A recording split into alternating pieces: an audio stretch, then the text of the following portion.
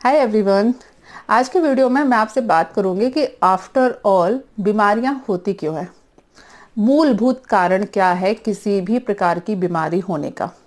थोड़ा सा पहले आपको माइथोलॉजिकल रेफरेंस दे देती हूँ कि आयुर्वेद में जो माइथोलॉजिकल रेफरेंस दिए गए हैं उसके अनुसार से कि सतयुग के टाइम पर, जब सतयुग चल रहा था तो उस टाइम पे रोग की उत्पत्ति नहीं थी, उस टाइम रोग नहीं हुआ करते थे। लेकिन उसके बाद में, सतयुग के बाद में एक पहले भाव की उत्पत्ति हुई। वो भाव था परिग्रह करना।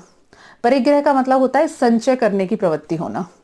सतयुग के टाइम पर संचय करने की प्रवृत्ति नहीं थी। उसके बाद में संचय की प्रवृत्ति आई कि हम कुछ चीज इकट्ठा कर लें, पैसे जोड़ लें, खाना जोड़ लें, कपड़े जोड़ लें, घर परिवार जोड़ लें, रिश्ते नातेदार जोड़ लें, जो कुछ भी संचय करने की प्रवृत्ति आई। और इस संचय करने की प्रवृत्ति के कारण ही रोगों की उत्पत्ति हुई है। ठीक है, ये है इसका माइथोलॉजिकल रेफरेंस।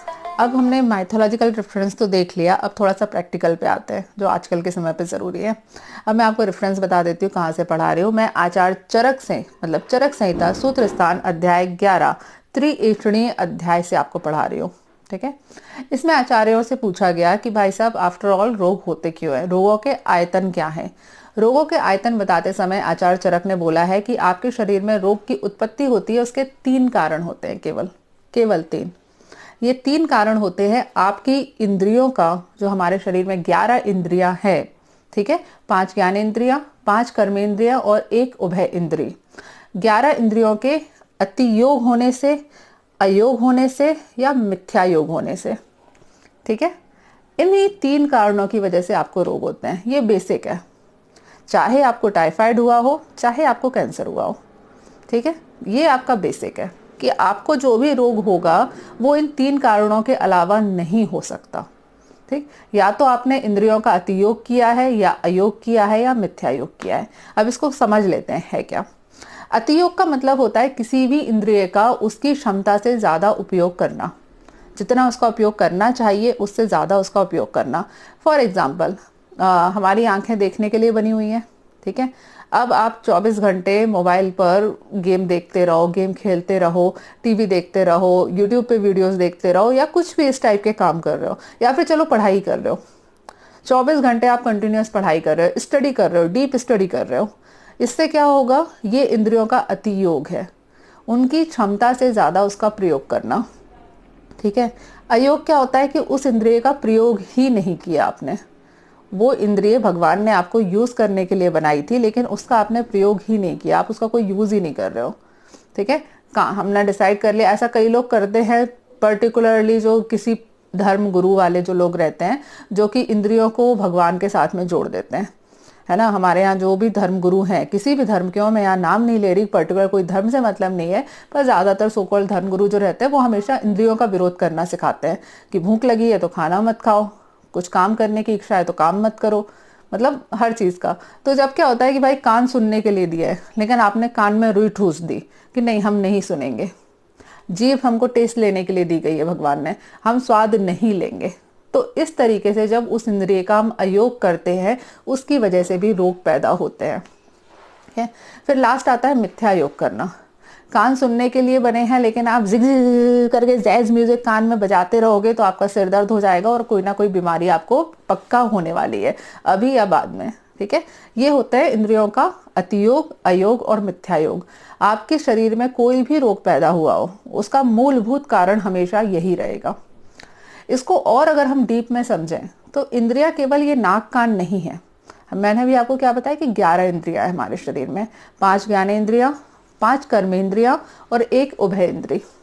इसमें इन 11 इंद्रियों में एक तो मन होता है, जिसको हम उभय इंद्रिय कहते हैं। एक इंद्रिय जो बहुत ज्यादा इंपॉर्टेंट है वो है जेनाइटल ऑर्गन। आयुर्वेद में लिंग को, शिश्न जो होता है, फीमेल का वेजाइना होता है, इसको ऑर्गन नहीं मान के इंद्रिय के अंतर्गत रखा गया है, क्योंकि इससे भावनाएं जुड़ी हुई रहती हैं। मैं तो कई बार बोलती हूँ ना कि सेक्सुअल ऑर्गन को इतना ज्यादा इंपॉर्टेंस क्यों देते हो, उसको दिया भी गया है, शास्त्रों में भी दिया गया है, क्योंकि वो बहुत कुछ बताता है आपके बारे में। तो जब कोई व्यक्ति अपनी लिंग का, ठीक है, मेल फीमेल दोनों, लिंग से मतलब आयुर्वेद में जो लिंग है वो है, इसको गलत शब्दों में मत लेना। ठीक है, शिवलिंग भी होता है एक, ठीक है, जिसकी हम पूजा करते हैं। तो आयुर्वेद में ये जो उभय इंद्रिय बोली, सॉरी, जो ये मन है, और जेनाइटल ऑर्गन वाली जो इंद्रिय बोली गई है, इसके लिए भी बहुत सारे कारण हो जाते हैं। ठीक है, अब इसका आप अतियोग कैसे करोगे? 10 साल की मस्टरबेशन की हिस्ट्री है, 15 साल की मस्टरबेशन की हिस्ट्री है, एक दिन में 3 बार कर रहे हैं, भाभी के साथ कर रहे हैं, टीचर के साथ कर रहे हैं, या कर नहीं रहे हैं तो एटलीस्ट सोच रहे हैं। ठीक है, तो ये हो रहा है इसका अतियोग करना। अयोग करना कि नहीं कर रहे हैं, बस गांठ बांध ली कि मस्टरबेशन तो नहीं करेंगे, कुछ भी हो जाए नहीं करेंगे, तो भी बीमारी पैदा होगी। मिथ्या योग कर रहे हो, कभी कर रहे हो, नहीं कर रहे हो, किसी के साथ भी कर रहे हो, बहुत ही गंदी तरीके से कर रहे हो, उठ पटांग विजुअल देख के, पॉर्न मूवीज देख के कर रहे हो, तो उसकी वजह से भी आपको बीमारियां पैदा होती है।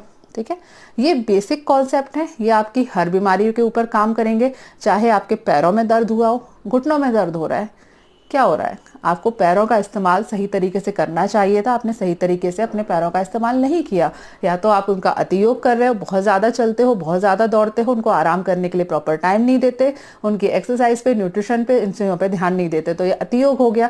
अयोग हो गया कि कुछ काम ही नहीं करते हो, 24 घंटे कुर्सी टेबल पे बैठे रहते हो, घुटने वहीं के वहीं जाम हो गए हैं, कोई एक्सरसाइज नहीं है, कोई उनका न्यूट्रिशन नहीं है, तो ये अयोग हो गया। ठीक है, मिथ्या योग हो गया, ऊटपटांग जूते पहन के चलते हो, ऊटपटांग कपड़े पहन के चलते हो जिसमें आपके पैरों को सपोर्ट नहीं रहता, ज्यादा हाई हील्स के पहनते हो, जूते ऐसे पहनते हो जिसमें प्रॉपर कुशन नहीं है, ऊबड़ खाबड़ रास्तों पे चलते हो बहुत ज्यादा। ठीक है, ध्यान नहीं रखते हो इस चीज का कि हमें कैसे चलना चाहिए, शेप पोस्चर मेंटेन नहीं रखते हो, तो ये क्या हो गया? मिथ्या योग हो गया। ठीक है, एक ही यही कॉन्सेप्ट है और इसी की वजह से आपको फाइनली बीमारियां होंगी। इसीलिए मैंने एक चीज बहुत पहले बोली थी, आज आपसे फिर से रिपीट करूंगी कि यदि आपको सही रहना है तो भगवत गीता की एक लाइन है कि सज्जन का मध्य मार्ग, और मुझे ये लाइन इस दुनिया की सबसे फेवरेट लाइन लगती है कि सज्जन वही व्यक्ति होता है जो मध्यम मार्ग में जीता है। मध्यम मार्ग का मतलब ही है कि समयोग करना, जितना चलना चाहिए उतना चलेंगे, जब चल के थक जाएंगे तो जितना आराम करना चाहिए उतना आराम करेंगे, शरीर की जितनी जरूरत है उतना खाना खाएंगे, खाना खाने के बाद पचाने के लिए व्यायाम करेंगे, व्यायाम उतना करेंगे जितनी शरीर को जरूरत है। जहां तक संभोग की बात आती है, जितनी शरीर की जरूरत है उतना शारीरिक सुख लेंगे, लेकिन उसका कभी अतियोग नहीं करेंगे, मिथ्याचार कभी नहीं करेंगे, व्यभिचार कभी नहीं करेंगे। जब व्यक्ति, कोई भी सज्जन व्यक्ति, स्त्री पुरुष अपनी जिंदगी को इस तरीके से मध्यम मार्ग में लेके चलता है तो वह व्यक्ति हमेशा ही निरोगी रहता है, उस व्यक्ति को हमेशा ही आरोग्यता मिलती है। ठीक है, ये होते हैं बेसिक कॉन्सेप्ट। आयुर्वेद को जो साइंस ऑफ लाइफ कहते हैं उसका एक बेसिक कारण शायद यही है क्योंकि ये इंसान की जो मूलभूत चीजें हैं जो उसके दिमाग में चलती हैं और जिसकी वजह से फाइनली लॉन्ग टर्म में जाके वो बीमार होता है। तुरंत बीमार नहीं होता, लॉन्ग टर्म में जाके उसको बीमारियां लगती हैं। बचपन में कोई गलत काम किया उसका असर आपको 60 साल में दिखाई देता है। तो ये उन कॉन्सेप्ट के बारे में बात करता है। वैसे लाइफ ऑफ साइंस तो सभी है क्योंकि एलोपैथी वाले भी लाइफ के ऊपर ही काम कर रहे हैं ना।